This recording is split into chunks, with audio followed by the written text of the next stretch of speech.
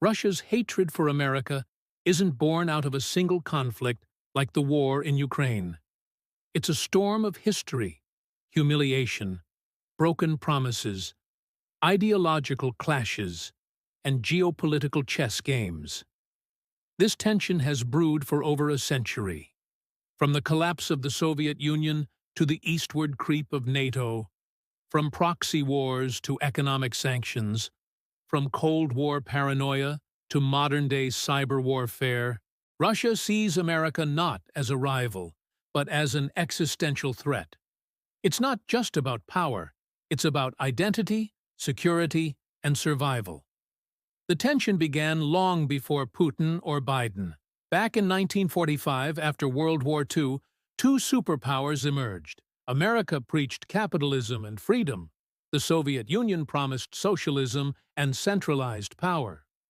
What followed was decades of Cold War drama, espionage, nuclear brinkmanship, propaganda, and global influence wars. Even when the Soviet Union collapsed in 1991, America celebrated the victory of democracy. But for Russia, it was a national trauma. An empire disintegrated. Millions plunged into poverty. Western corporations flooded in, buying Russia piece by piece. And then came the ultimate betrayal. NATO expansion. Despite verbal promises not to move 1 inch eastward, NATO accepted Poland, Hungary, Estonia, Latvia, and more.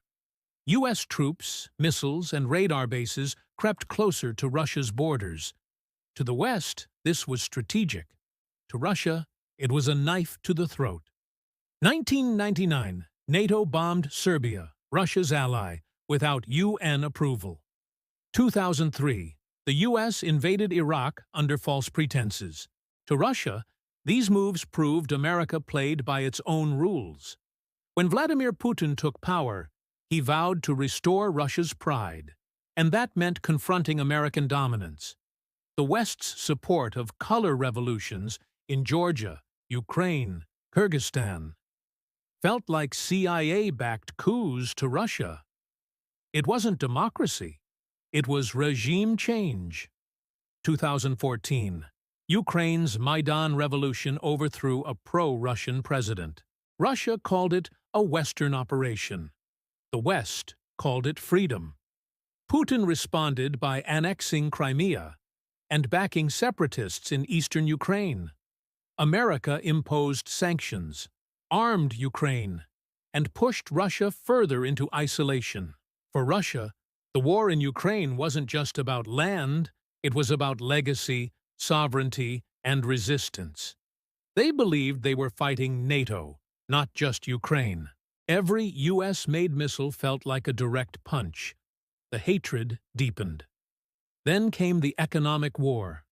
America led sanctions that crippled Russian banks, blocked exports, targeted Putin's allies. Western companies like McDonald's and Apple pulled out. But instead of surrender, Russia doubled down. State media launched anti-American propaganda daily. Russia's narrative became simple. America is a decaying empire hiding behind moral hypocrisy. Russia painted itself as the last guardian of tradition and order. Where America stood for woke chaos and cultural decay, Russia stood for strength, sovereignty, and values.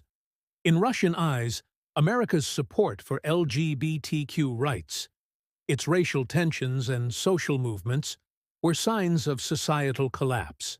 Putin positioned himself as the defender of civilization. The new Cold War wasn't just nuclear, it was cultural.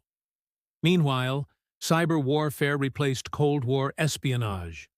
Russian hackers were accused of election interference, infrastructure attacks, digital chaos. Russia denied it. But cyber warfare was real, on both sides. Spy agencies shifted to keyboards and algorithms. Ordinary Americans barely think about Russia, but Russians are reminded daily that America is the enemy. State-run media keeps the flame of hatred alive. Every NATO exercise, every U.S. drone strike, every speech calling Russia a threat. It's fuel for resentment. Putin capitalizes on it. He reminds Russians of Iraq, Libya, and Afghanistan.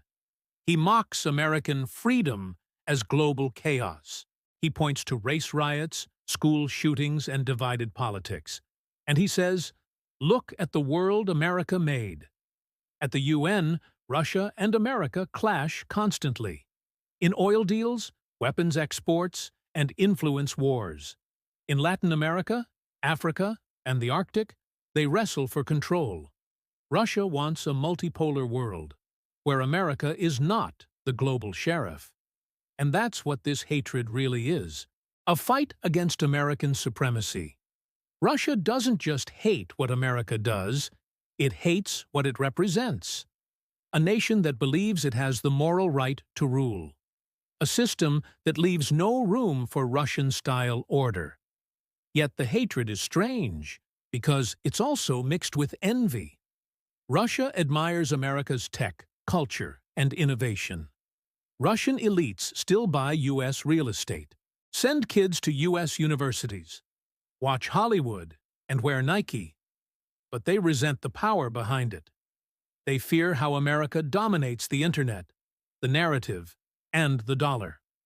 And so, even in admiration, they feel the sting of humiliation.